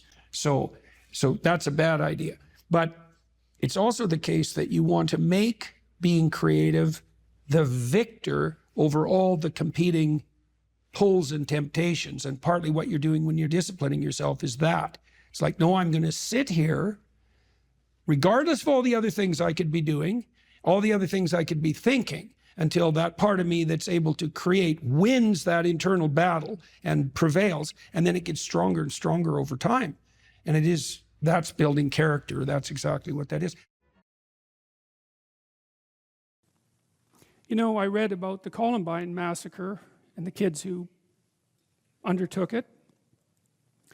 That'll make your hair stand on end if you want to read something that will really disturb you. Reading Eric Harris's writings will really disturb you. No matter how much you know about human beings, reading Eric Harris's writings will disturb you. And Harris is Cain, you know. He says it straightforwardly. He hates human beings. He hates being itself. He would destroy everything if it was within his power to do that. And of course, him and his colleague were motivated to produce far more carnage than they managed that day. What was successful was only a fraction of what they had planned. And Harris said very straightforwardly that he had set himself up as the judge of being and that it lacked all utility in his eyes. Human beings certainly should all be removed from the face of existence because of their pathology and the fundamental horrors of being itself. So there's nothing in the Cain and Abel story that isn't real. It's real, and Cain complains to God, as people will when their dreams are dashed. And that goes for people who don't believe in God too. It doesn't really matter, you know. It's harder, I suppose, if you're atheistic to figure out who to blame. But that doesn't mean that the sentiment, well, it doesn't mean that the sentiment is any different, right? The same drama is being enacted. You shake your fist at the structure of being rather than at God himself, but it doesn't make any difference except in the details. So God responds to Cain and tells him that he's got no right to judge being before he gets his sacrificial house in order. And even worse, he says that Cain is the architect of his own downfall, and the invited catastrophe in his own house, into his own house willingly, and entered into a creative union with it, and therefore brought about his own demise. And it's that additional self-knowledge. And you can imagine too, imagine that you're facing your life, you're facing the failures of your life, and let's say that you've had a failed life, and you're bitter about that, and then you meditate upon it, and you think, well, why has this come about? And then you think, well, perhaps I did something wrong. When Alexander Solzhenitsyn wrote the Gulag Archipelago, which is the book that detailed the catastrophes of the Soviet Union and helped bring it down, there's one part of that book that just struck me so viciously when I read it. He was in the Gulag, and he was there for a very long time, and he said that he observed a variety of people in the camps who he really admired. They were rare. They were usually religious believers in his experience, who were not participating in the pathology of the camps at all, period, no matter what. He said he learned a lot from watching those people. He had a hard time believing that they even existed, that they could even exist. But he said that one of the things that he was brought to as a consequence of watching those people live their contract with goodness out even under the most horrifying of conditions was that it was possible that he himself was responsible for his position in the camp. Now, it's a very dangerous line of argumentation, because who wants to be the one who blames the victim for the catastrophe? You have to be very careful when you walk down that road. But Solzhenitsyn was speaking about himself. And he said, well, he was a communist, and he arrogantly and forthrightly moved the movement out into the world and had not fully gone over his life with a fine-tooth comb to find out what mistakes he had made that brought him so low. But his contention eventually was that part of the reason that he ended up where he ended up was because he and many others had completely forfeited their relationship with the truth and allowed their society to degenerate into deceit and tyrannical catastrophe without mounting sufficient opposition. And so he decided when he was in the camps to straighten himself out bit by bit, and that culminated in the production of the Gulag Archipelago, and that book really demolished once and for all any moral credibility that the communist totalitarian systems had left. And so one man in the depths of catastrophe who determined through good example, at least in part, to stop lying, produced a book eventually that demolished the foundation of the very system that had imprisoned him. And that is really worth thinking about. That's one example of the absolute grandeur of the human soul and the capacity for transformation that it has when let loose properly on the world. So let's say you're conceptualizing your own failure, and you meditated on it, and you come to the conclusion that God forced Cain to. Hey, not only have things not been going very well for you, but it's actually your fault. And not only that, you brought it on yourself. And not only that, you knew it all the time. Well, then you might think you'll wake up and fly right? You'll get your wings in order and fly right. But there's no reason to assume that at all, and that's not what happens to Cain. That just makes him more bitter, right? And you can understand that if you think about it just for a second. It's like bad enough when something horrible happens to you, but then to have to swallow the additional pill, right? To have to take in the information that you could have done something different. It was avoidable, and you knew it at the time, and you decided to do it anyways. And I think people are in that situation a lot more often than anyone is willing to admit. You have that little voice in the back of your head that says, don't do it.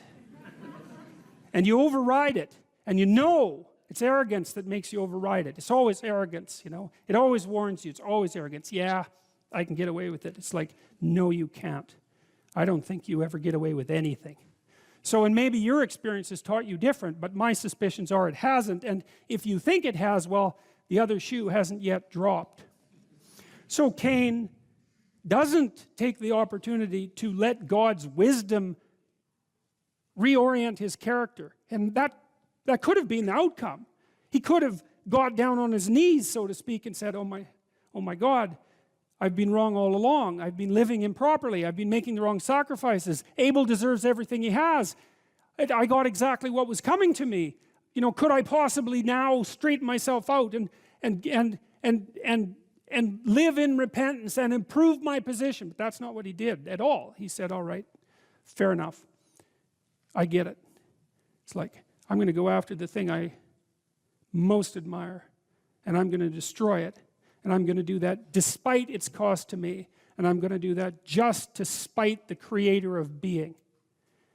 Well, that's exactly what Harris did at Columbine. It's exactly what he says, in fact, in his uncanny writings.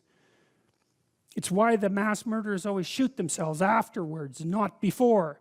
Because you might wonder, if you're so upset with the structure of being, why you don't just commit suicide in your basement? Why do you have to go out and mass murder before you top it off with a gun to your forehead?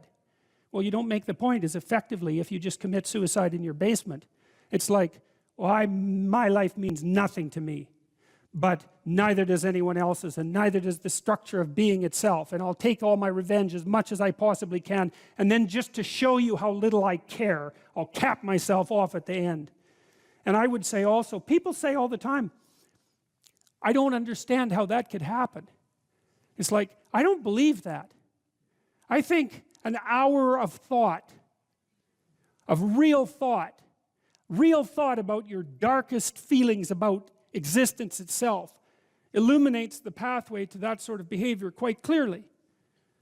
And I think if you, I mean, I might be wrong. Like, I might be a darker person than most, and it's certain. Okay.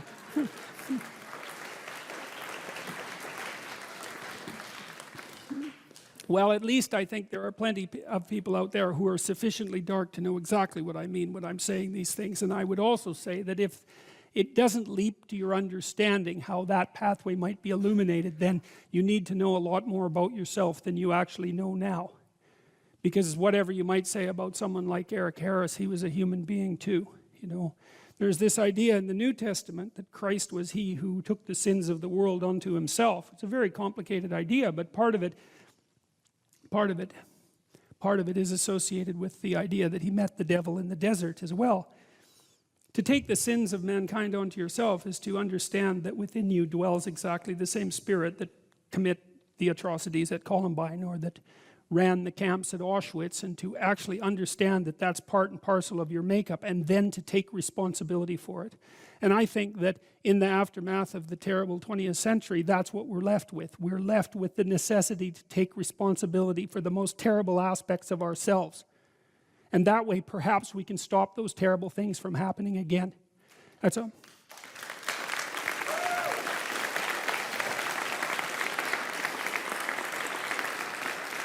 And that also means, you know, that you don't look for the, what would you call it, the purveyor of malevolence outside yourself, right? It isn't someone else, even though sometimes it's someone else. You know what I mean? It's like there are identifiable perpetrators, but that's not precisely the point. The point is something more like that the proper place for the encapsulation of that malevolence, at least the proper place to start, is within the confines of your own existence, and then perhaps within the confines of your family. And that way you're not a danger to those that you misapprehend as malevolent and evil, because you won't get your aim right to begin with. You'll identify them improperly, and you'll take your revenge in a manner that allows you to omit your own responsibility, to act out your unconscious desire for revenge, and to move the world just that much closer to hell.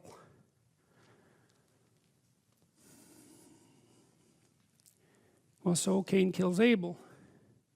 And then Cain gives rise to his descendants, one of whom is the person who's the first artificer in weapons of war. And then comes the flood, right? Which seems perfectly, miraculously reasonable to me, because what those stories do, it's so amazing that the story of Cain and Abel segues into the story of the flood, because it is the case that the catastrophes that beset society can best be conceptualized as the spread of individual pathology into the social world, and the what would you call the magnification of that pathology to the point where everything comes apart. And I truly believe that if you familiarize yourself with the last 100 years of history, that that's the conclusion that you would derive. And the people who are most wise that I've read who've commented on that say the same thing over and over, which is the key to the prevention of the horrors of Auschwitz and the Gulag in the future is the reconstruction of the individual soul at the level of each individual. And that's a terrible message because it puts the burden on you. But it's an amazing message because it also means that you could be the source of the process that stops that catastrophe and malevolence from ever emerging again.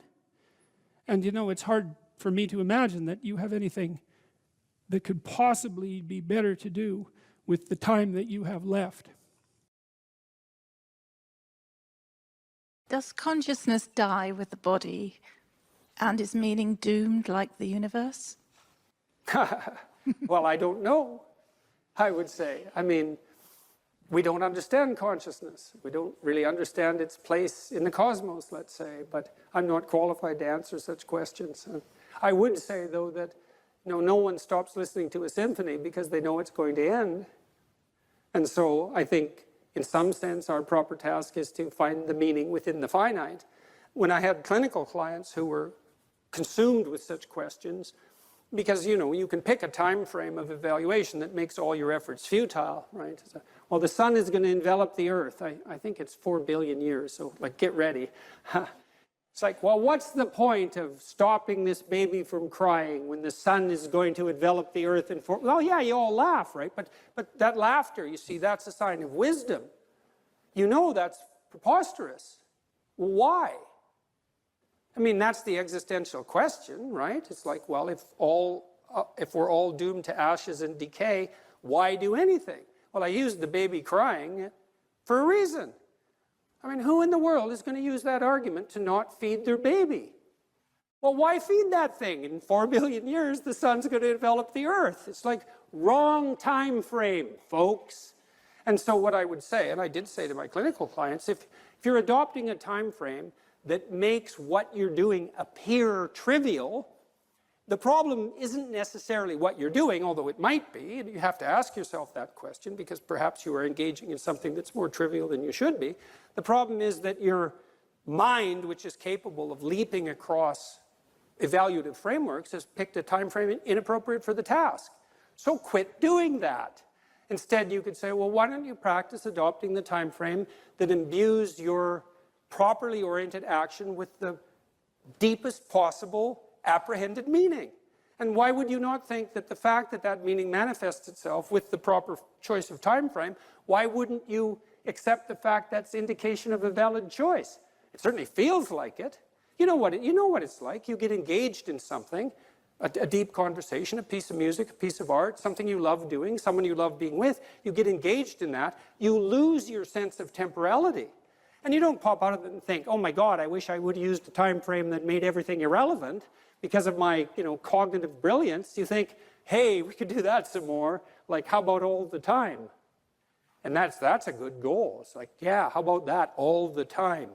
And then you've got time right when you're engaged like that. And I would say that's a profound neurophysiological signal that you're in the right place at the right time, right? Because it's accompanied by a sense of deep well-being. And that's literally an antidote to suffering. I mean that literally. It's with many of my clients who were suffering, what we would strive to do was not so much make them happy, because sometimes that was impossible. They were so crippled in so many ways, often physically and in pain, but something meaningful. That would keep them going and keep them from straying and keep them from thinking homicidal and genocidal thoughts, all of that. And meaning, that's the antidote to suffering. And the question is, well, how is that best to be found? Well, that's an empirical question. You have to look in your own life and see where meaning glimmers and then pursue that, right? That's what Harry Potter's doing, by the way, when he's chasing the snitch. Just thought I'd let you know. And you know, you win the game if you catch that thing. So, well, that's not exactly right. You get 100 points, but, you know, it'll do. So, another question. How about you? Hi, thank you very much for the lecture. You talked a lot about meaning, both from perception and in music and art. What do you mean by meaning? What is meaning, and where is its source? Meaning is implication for action or for reorganization of the perceptual frames that frame action. So there. Is and is that the sole aim of what you? Is that what you find in art and music? Yes, in complex ways. I mean, in music, you find this demand that the music lays upon you to orient yourself in relationship to this harmonious interplay of patterns. And you might say, well, why is that meaningful? Well, that's a good question. Well, it's because you're acting out something like the adaptation of your soul to the structures of reality itself. Now, it's done very abstractly because the patterns of music are not precisely the actual patterns of the world, right? They're abstractions. But it's play and representation, and it's art. And so you're acting out the process of optimal adaptation at a very high level. When you think what people are doing, imagine a Viennese waltz, you know? So you have this unbelievably well-trained orchestra. They're all emitting patterns like mad, and they're playing while they're doing that, putting little twists on the patterns so that they're a little novel, a little interesting, even if you've heard the music many times. You have the conductor who's keeping all these specialized subsections operating in harmony, and then you have the couples dancing, and they're trained to do that, but they're cutting the rug, you know, in the same way. They have their moves, and they're trying to impress each other, and there's a mating aspect of that, and they're all doing that harmoniously, and it's a complete vision of a ordered society, right from the subatomic realm, let's say, all the way up to the cosmic realm. That's all taking place in the dance. And people don't know that, but, well, they do know it too, you know. And they know it in that they're acting it out. And there isn't anything, in some sense, that you know more deeply or believe more deeply than that which you act out. And you're not smart enough to understand the full totality of your actions. I mean, we're not transparent to ourselves. We act out all sorts of things that are stunningly brilliant without realizing it. And it takes, in some sense, it takes often untold centuries for us to figure out what we were doing and why. And so that happens to you, you know, in your own life when you have a flash of insight into your own behavior. That's why I was doing that. It's like, well, you were doing it. Why didn't you know? Well, you're complicated. You're really complicated. And certainly not transparent to yourself. And so I have a paper called 3 Types of Meaning. You could look that up if you wanted a more technical answer, but the music answer by example is a good one. And I think people can really relate to it because, you know, the only person you ever hear who says, well, I don't really like music is like, no, that's just a posture, you know. You like music. You just want to be, you know, kind of interestingly different and controversial. And it's really something, right? And it's also interesting that music has this non-propositional structure that's completely opaque to rational argumentation. You know, I used to like to watch punk rockers, yeah, especially the ones who did mosh pit punk rock. And, you know, I went to a Ramones concert once. It was quite comical. I was on the 2nd floor. It was so loud. I couldn't hear for 3 days after this concert because it was a pretty little theater. We sat about 800 people, and they had their stadium speakers in there. It was like sonic wall of sound. And we were above this mosh pit, and there was all these like nihilistic punk rockers down there smashing into each other and throwing themselves off the stage. And I thought, for all this talk of nihilism, there you are dancing to the harmonious patterns of life. It's like, you know, smash the state and all of that. It's like, we'll groove to that. Yeah, it's very comical. So even among the most propositionally nihilistic, they still fall in love with music.